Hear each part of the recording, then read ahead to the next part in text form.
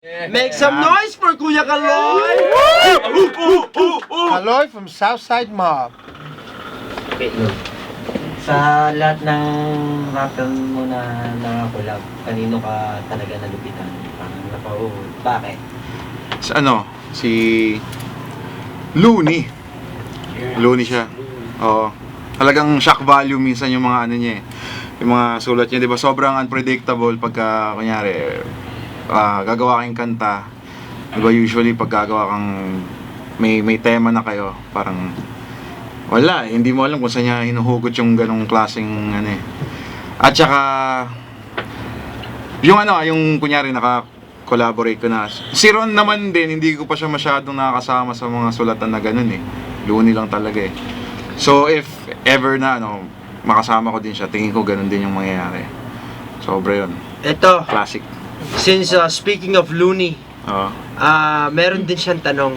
Ito, nagsulat sa Facebook. Sabi niya, ang tanong para kay Clumsy, bakit hindi na siya sumasali sa rap battles? Naggalit nanay ko eh. Di ba? Yung girlfriend ko mamaya, ganun din eh. Itakwil ako eh.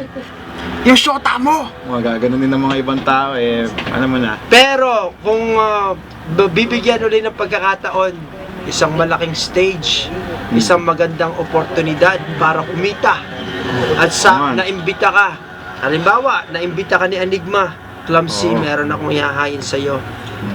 Mahirap tutanggihan. Kasi iPhone 7. iPhone 7 and more.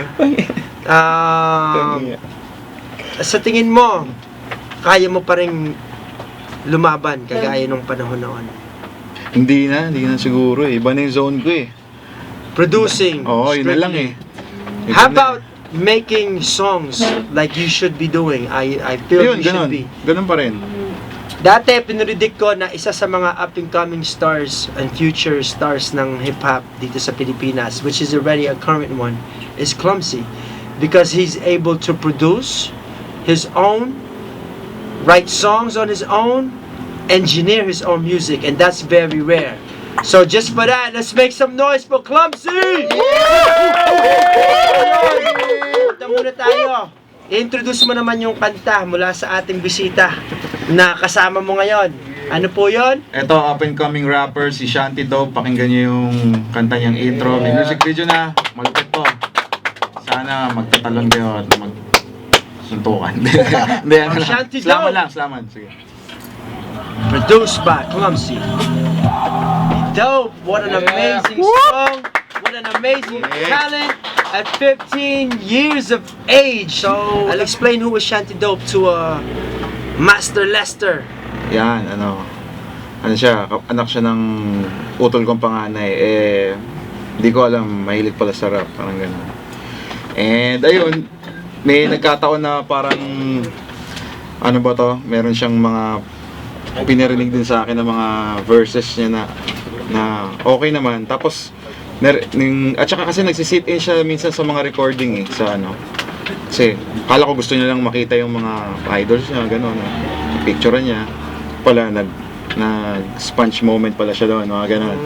As narinig naman ni Smug yung ano niya, yung isang verse niya doon. Tapos, sinali siya doon sa isang track, sa Pasi track, yung sa atin. Back to back. Back Diba? to back kami, Di ba, ano, sa ano ba to? Hakbang, aming hakbang. Hakbang.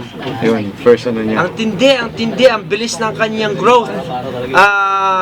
Tsaka may nabasa din ako sa Facebook mula kay Looney din na kumbaga wow si Looney. Minsan mo lang mapapawaw ang taong yon pagdating sa mundo ng rap. Kung siya mismo ang nagsabi na bago magmayabang ang ibang rappers, pakinggan nyo muna itong batang ito. Kung hindi nyo kayang tapatan ito, wag muna kayong magmayabang. Yeah. Ang sarap naman na ganon. Namin ang chicks yan. Ano, tatawagan na ba natin? O, tawagin na natin. Tawagin na natin. Alright. We bring it up to the microphone. We bring to you Shanty Dope! Paul! Clumsy, don't leave. Stay here. Stay here, Clumps. You're not done yet. You could. Lagay mo yan. Dito ka. 200. Sa mga nakikinig po sa gabing ito, sa aming programa dito sa